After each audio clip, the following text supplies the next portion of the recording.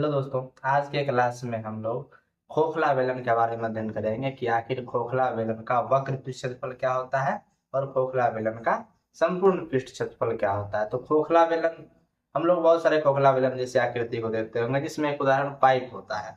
तो पाइप आप सब लोग देखे होंगे कि पाइप जो है वो खोखला बेलन के जैसे होता है। जैसा कि आप देख सकते हैं कि मेरे हाथ में एक पाइप है जो कि खोखला बेलन के जैसे है, जिसमें देख सकते हैं कि ये बीच का जो भाग है ये खाली भाग है, इधर से ये भी खाली भाग है, और बाकी का जो क्षेत्र है उसके बारे में हम जस्ट देखते हैं।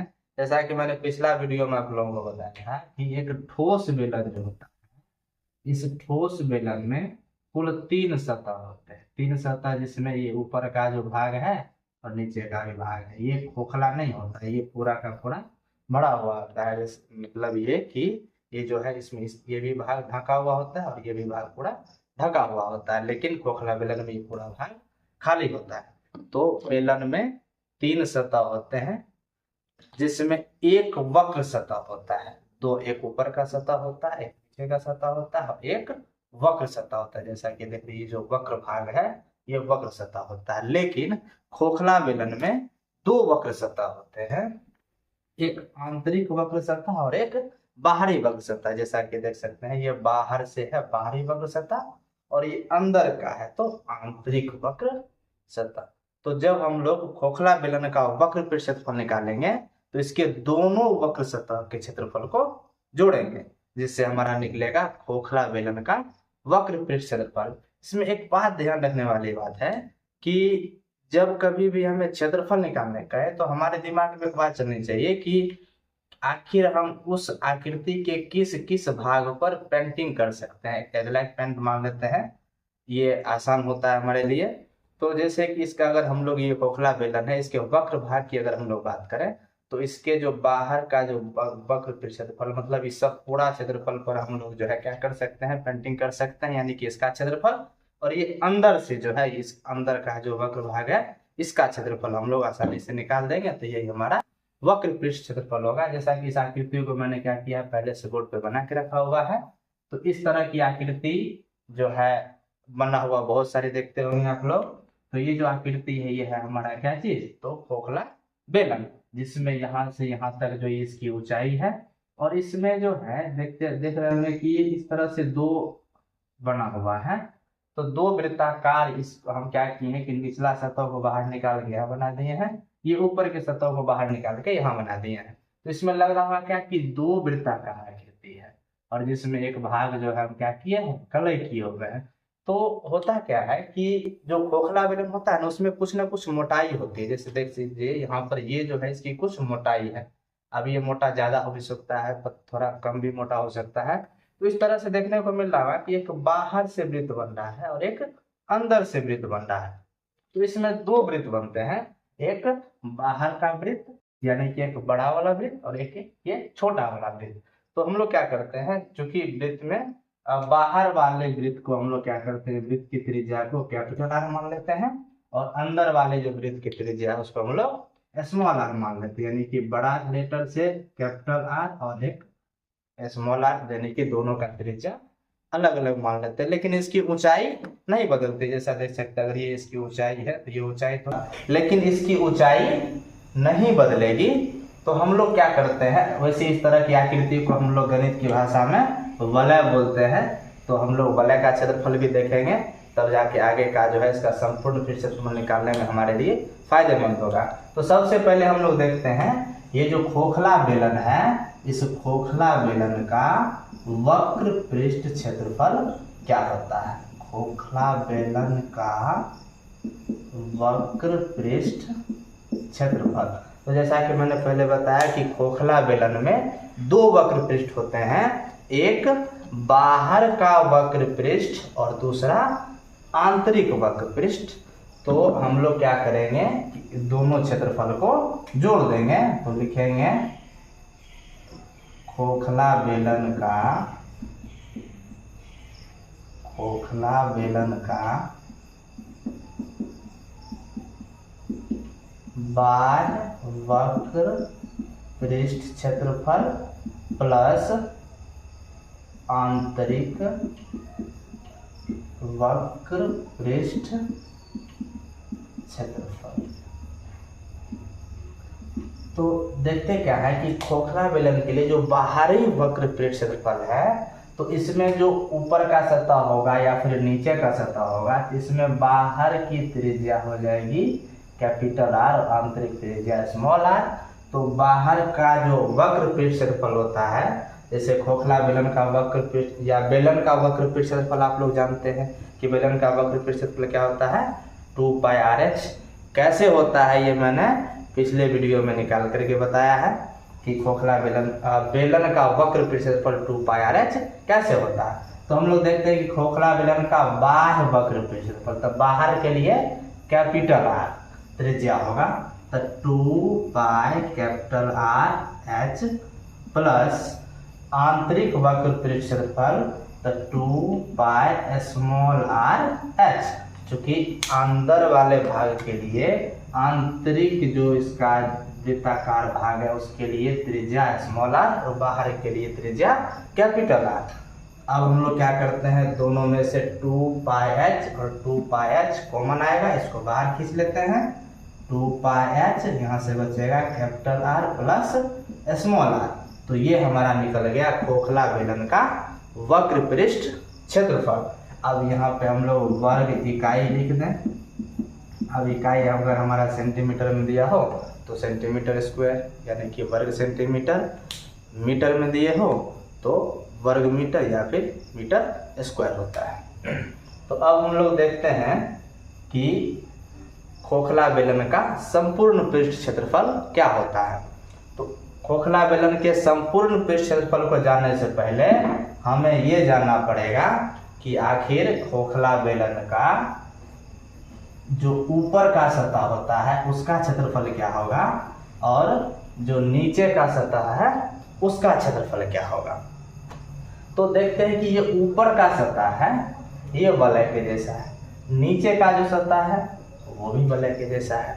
तो अब क्या करते हैं, सबसे पहले वलय का क्षेत्रफल को समझते हैं कि आखिर इसका क्षेत्रफल कैसे निकालना। ये जो वलय है इसमें जो ये कलर किया हुआ भाग है हमें इसका क्षेत्रफल निकालना है। लेकिन जब हम क्या करेंगे कि बाहर वाले वृत्त का क्षेत्रफल निकालेंगे, चूंकि वलय है यानी कि इसमें दो वृत्त है, एक बाहर का वृत्त एक अंदर का वृत्त। तो हम लोग क्या करेंगे, इस वलय का जो क्षेत्रफल निकालेंगे, वलय का क्षेत्रफल, इसमें क्या होगा कि जब हम लोग बड़े वाले वृत्त का क्षेत्रफल निकालेंगे तो ये पूरा क्षेत्रफल निकल जाएगा, यानी कि ये अंदर वाला भी और ये बाहरी भी, इसके अंदर का पूरा क्षेत्रफल निकल जाएगा। लेकिन हमें क्या चाहिए, ये जो रंगा हुआ भाग है वो, यानी कि अगर खोखला बेलन में देखें तो हमें चाहिए सिर्फ ये वाला भाग, इसकी क्षेत्रफल जो मोटाई है उसका क्षेत्रफल, क्योंकि ये बीच में तो कुछ है ही नहीं, तो इसका क्षेत्रफल हम लोग क्यों निकालें, क्योंकि उसमें हम लोग अगर पेंट करने की बात हो तो कर ही नहीं सकते। तो ये जो रंगा हुआ भाग है इसका जो क्षेत्रफल निकालना है, तो क्या करेंगे, बड़े वाले वृत्त के क्षेत्रफल में से ये छोटे वाले वृत्त के क्षेत्रफल को घटा देंगे तो हमारा निकल जाएगा, ये छोटा वाला क्षेत्रफल घट जाएगा, बड़ा वाले क्षेत्रफल में बचेगा सिर्फ रंगा हुआ भाग का क्षेत्रफल। तो यही होता है वलय का क्षेत्रफल। तो क्या करेंगे, बड़े वृत्त का क्षेत्रफल पाई कैपिटल आर का स्क्वायर माइनस छोटे वृत्त का क्षेत्रफल पाई स्मॉल आर का स्क्वायर, दोनों में से पाई कॉमन लेंगे तो आएगा कैपिटल आर का स्क्वायर माइनस स्मॉल आर का स्क्वायर। यहाँ भी छोड़ सकते हैं या फिर इसको आगे भी हम लोग ब्रेक कर सकते हैं, क्योंकि ये a square minus B square के फॉर्मूला पे टूटेगा। तो पाई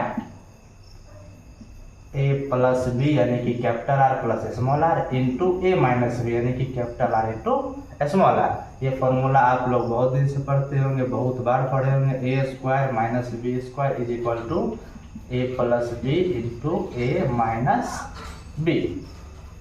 तो हम लोगों ने अब देखा क्या कि ये जो खोखला बेलन है, इस खोखला बेलन का ऊपर के सतह का क्षेत्रफल नीचे के सतह का क्षेत्रफल चूंकि सेम है तो 2 से गुना कर देंगे तो दोनों सतह का क्षेत्रफल हो जाएगा।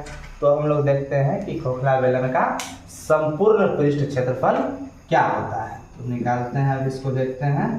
खोखला बेलन का संपूर्ण, अच्छा संपूर्ण को ही हम लोग कुल भी कहते हैं, यानी कि कुल पृष्ठ क्षेत्रफल बोले या फिर संपूर्ण पृष्ठ क्षेत्रफल बोले। तो जैसे ये देखिए खोखला बेलन, तो इसका जो क्षेत्रफल निकालना होगा तो सबसे पहले हमें बाहर का जो वक्र पृष्ठ क्षेत्रफल वो क्षेत्रफल, अंदर का जो वक्र पृष्ठ क्षेत्रफल है वो क्षेत्रफल, उसके बाद ये ऊपर के सतह का जो ये मोटाई है छोटा सा यानी कि वलय के जैसे इसका क्षेत्रफल, और एक दूसरे तरफ जो है सतह का क्षेत्रफल उसका क्षेत्रफल। अगर हम इन सारे सतहों के क्षेत्रफल को जोड़ दें तो हमारा निकल जाएगा खोखला बेलन का संपूर्ण पृष्ठ क्षेत्रफल। तो क्या करेंगे हम लोग, सबसे पहले तो बेलन का बाहरी वक्र पृष्ठ क्षेत्रफल इसमें जोड़ेंगे बेलन का आंतरिक वक्र